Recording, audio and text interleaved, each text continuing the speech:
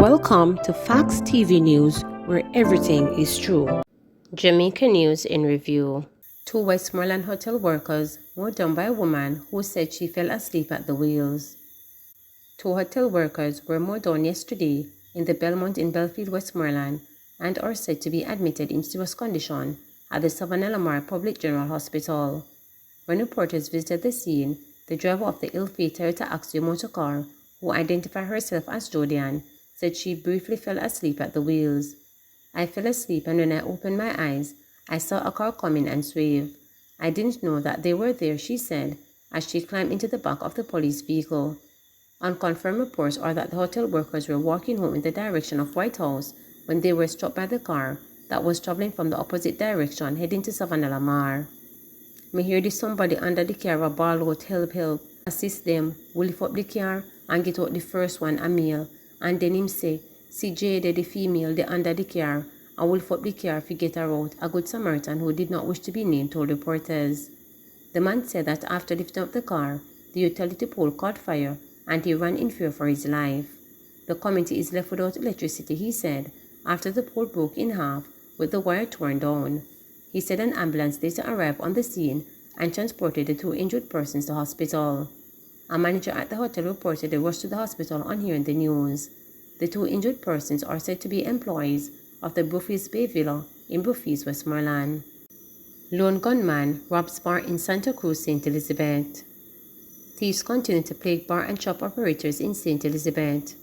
The latest incident occurred last evening at a bar in Longwood Main Road in Santa Cruz. Preliminary reports indicate that a female bartender and a patron were surprised by a man armed with a gun. He was clad in a black long-sleeve shirt, grey shorts, and brown Timberland shoes, sporting a black and white balaclava on his face. Investigators say the gunman demanded the patrons lie on the floor. He then searched the bar and made off with about $40,000 in cash from the bar as well as a phone from the patron. The gunman later fled on foot. 25-year-old Westmoreland man found riddled with bullet wounds. The body of a man was found riddled with bullet wounds mere hours after he left a bar on Saturday at Carolina District in Petersfield, Westmoreland.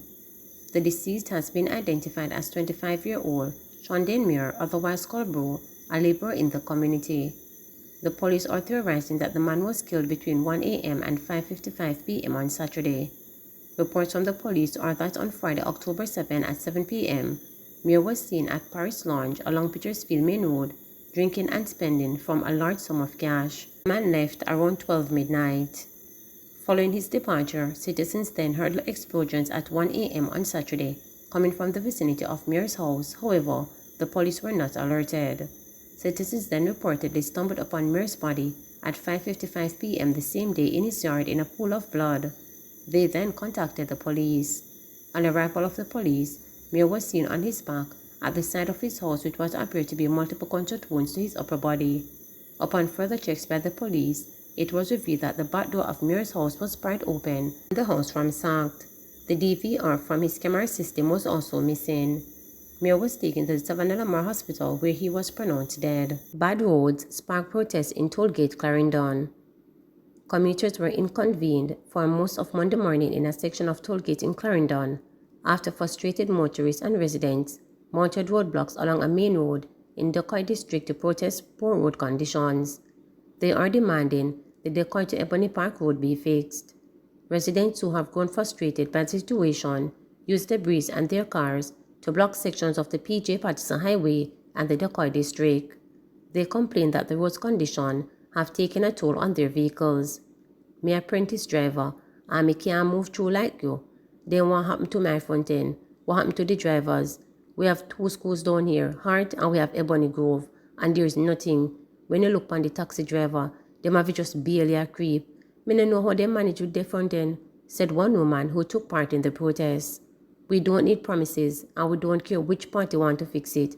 We want it fixed, and we want it fixed now," said another motorist. The residents say heavy machines used in the construction of the Maypen to Williamsfield leg of the highway is partly to blame for the degradation of the road. The highway has also made it harder for water to run off the road, and this adds to erosion. "A long time the councillor say, him a go do this and him a go do that. Pure promises. Front and a lick out every minute. What happen? What are sick up on the road all about? A man who said he represents taxi drivers explained. Stranded commuters, some of them students, waited for hours on the other side of the roadblock. Upheld Purcell, council of the Yorktown Division, promised residents that they would get relief within another day or two.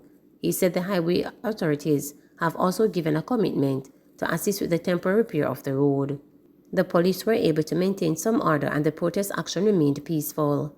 The roadway was eventually cleared late Monday morning, but the residents have threatened to continue their protests until the road is fixed. Manchester farmer charged for knife attack on woman. The Manchester police arrested and charged 25-year-old Chevroy Dunwell, a farmer of Dumpston district in the parish, with wounding with intent following an incident in his community on Thursday, October 6. Reports are that about 11 a.m., the victim was at a shop talking to friends when Dunwell went inside and used a box-cutter knife to inflict wounds to the victim's chest. She was taken to hospital where she was treated and released. Dunwell was later arrested and charged for the offense. His court date is being finalized. 50 new garbage trucks en route to Jamaica. Jamaica will have 50 new garbage trucks by the end of this month. That's according to Information Minister Robert Morgan. Mr. Morgan said that COVID-19 pandemic had delayed the purchasing of 100 garbage trucks for the country, but the government is getting back on track with 50 of the 100 trucks. With timely garbage collection a major concern across Jamaica, the 50 new trucks are expected to significantly improve collection services for citizens. Due to the pandemic, the government had to move around funds so that we could buy vaccines and we keep our hospitals and so on. We had planned to purchase 100 garbage trucks, but we had to delay that. And this 50 garbage truck is a part of that 100. They're already built. They're on a ship now on the high, and they'll be here before the end of the month. Plea hearing set for brothers accused of killing Chinese couple, 2 others. A plea and case management hearing has been set for November 24 for St. Mary brothers accused of killing 4 people, including a Chinese couple in separate incidents. Nigel and Nicholas Walters were subsequently remanded when they appeared in the Home Circuit Court on Wednesday. Chinese business operator were shot and killed in December 23rd last year during a robbery at their supermarket in St. Elizabeth. 3 gunmen who reported the caught on CCTV footage posing as customers in the supermarket before the deadly attack. Following investigations, the brothers were arrested and charged. The second incident involved a 45-year-old businesswoman Sophia Brown and her customer, 58-year-old farmer Bernie Lewis, both of Long Hill District, White House, Westmoreland. Miss Brown was at her wholesale in January 12 when the brothers allegedly entered posing as customers. Both women were reportedly assisting the men when they were shot and killed. Woman stabs high school student in leg. A 24-year-old woman was remanded after pleading guilty to stabbing a high school student in the leg. The woman, Daniel Warren, told Senior Parish Judge Lorian Cole Montague that she stabbed the teenager on October 6 because she was told he and some other boys were ganging her brother. Warren said she saw her brother's friend who told her about the incident. Warren told the court that she then saw one of the boys involved in the incident and grabbed him and asked him, "What a trouble my brother for? What am my brother have?" And she said before the boy could answer, her brother's friend punched him in his face and she started to hit him. When he fell, according to Warren, she stabbed him with a knife she had on her keychain. Warren was charged with wounding with intent and possession of an offensive weapon. She pleaded guilty to both charges when she appeared in the Kingston and St. Andrew Parish Court on Tuesday. Advising the woman of the seriousness of the charges, Cole Montague told her if the matter was before the Home Circuit Court, she could be sentenced to up to 10 years in prison. "Was it nice in the lockup?" the judge asked. "No, ma'am," Warren answered, to which the judge inquired as to the reason it was not desirable. "Because there are a lot of mosquitoes and the bed hard," she said. "Youth is really wasted on the young," Cole Montague responded. For the charge of possession of an offensive weapon, Warren was fined $3,000 or 10 days in prison. Warren was remanded and is to return to court on November 14, when it appears anticipated that the file will be completed. A fingerprint order was also made for her. Pleasant Hill residents, MP lament eviction notices. Several residents of Pleasant Hill in the section of St. Catherine Northwestern are appealing for clarity and mercy as they dread losing homes and other belongings that they have on properties belonging to the state. The rural community has been blanketed by uncertainty since Thursday evening when residents were served with notices ordering them to vacate the premises by December 6. If you fail to cease occupation, vacate and deliver opposition of said property as required under the term of this notice, you will be forced to be evicted, the notice threatened. Pleasant Hill resident said letters were hand-delivered to about 100 of them on the same day that the government began demolition of the illegally constructed structures in Clifton, St. Catherine. The notice explained the reason for requiring you to cease occupation, vacate and deliver opposition of or remove any fencing and/or temporary structures erected on the said property is that you are in illegal possession of property which is owned by the Commissioner of Lands. The notice bears the signature of a lawyer purportedly representing the Commissions of Lands and is dated Thursday, October 6. When reporters contacted the National Land Agency (NLA) on Friday, a representative requested that queries regarding the notice and land in question be sent via email. That was done, but no response was forthcoming up to publication time. Member of Parliament for St. Catherine Northwestern Hugh Graham lamented not being informed ahead of the notices being served. I haven't been invited to a meeting with the government to see what is happening, what their plans are, if they have engaged the residents, and what alternate arrangements are in place, he stated. I don't understand how the government believe it can treat people like this, as if it is okay, it is not okay. At least have town hall meeting and say whatever it is that you have to say and take the people along with you. We cannot be so dictatorial. Some residents said they have been having amicable discussions with the NLA in becoming legitimate owners of the property. They said the next person that would be coming would be a Severa, and they are not going to push the people off the land, Andrea Duhaney claimed on Friday, adding that she and her family have been living in the community for more than 3 decades. According to her, the notices caught residents totally off guard. We expected to hear that the land is ready to survey so that people can get titles, only to see them come with notice showing that we are to vacate the land, she said. Duhaney, like other residents, told reporters that they have invested heavily in their properties over the years. A number of them inherited parts of the property from their foreparents, while others bought from people who once cultivated sugarcane on it to be sold to the nearby Worthy Park Sugar Estate.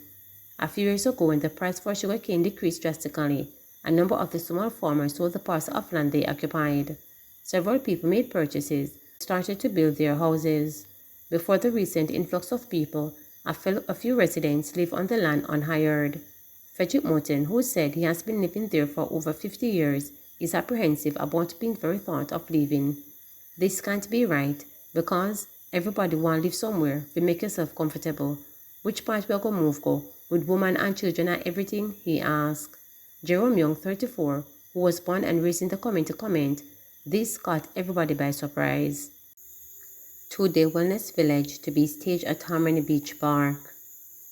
The Western Regional Health Authority, WRHA, will be staging a 2-day wellness village at Harmony Beach Park in Montego Bay to raise awareness about mental illnesses and ways in which individuals can promote good mental health.